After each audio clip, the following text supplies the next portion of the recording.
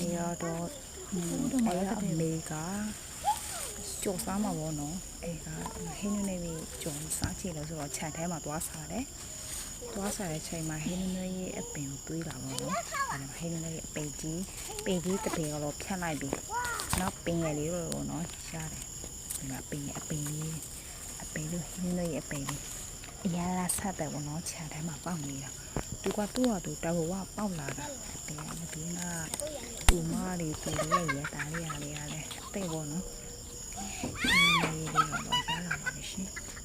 အရာဆက်တယ်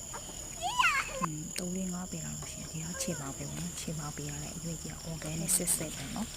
ဘာမှဒါလူပေးတာပြရှင်မထိုက်ဘူးသူ့ဟာသူစစ်